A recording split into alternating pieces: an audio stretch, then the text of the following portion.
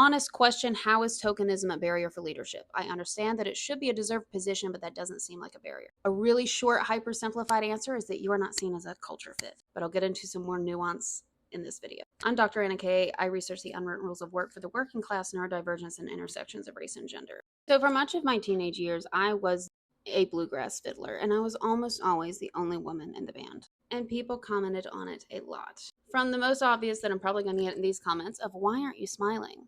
Are they smiling?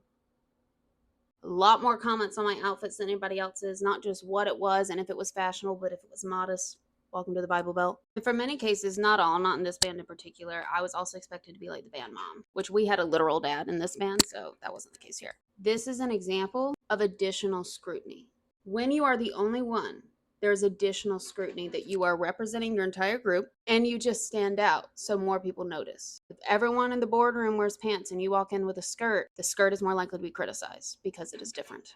Higher stakes example. Several years ago, I was working at an elite Ivy League level institution, and I was one of the few people who had gone to a public university for undergrad and grad school. I didn't know any of the social norms, so they thought I was just obviously they thought my resume and my interview that I was very well qualified, but then I got there and they didn't really know how to respond to how I acted. And this is the unwritten rules of work for the working class, and that's what my research is on and what I talk about a lot on here. Things like that, I'm very direct. Things that I expect you to have big kid pants, and I don't handle people with kid gloves. Throw in that I learned later in life that I'm neurodivergent, and that explains the not smiling and RBF as well as the directness, right? When you don't fit the cultural norms of everybody else in the group who is the same, you are seen as not a cultural fit. And how many of you have been fired or not given the job for that, or heard somebody else not get it? So those are two examples from my personal life. But in my research, I have found similar.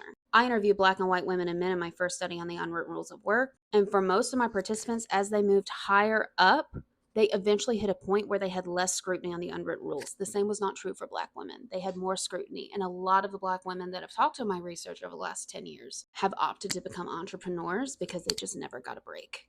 Another weird thing about being the token is that you are assumed to be biased and everybody else is neutral. So, for example, if a Black woman brings up something and have you considered this option, and the rest of the room is white men or just white people or men, whatever, they might assume of her, they're more likely to assume of her, oh, she has an interest because she's a woman, because she's a Black woman, because she's Black, etc.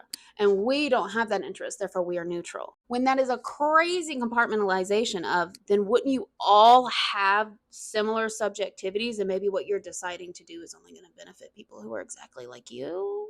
So there's a synopsis on why tokenism can be a barrier for leadership. And let me know if you have more questions, or let me know if you have additional examples and pieces that I missed.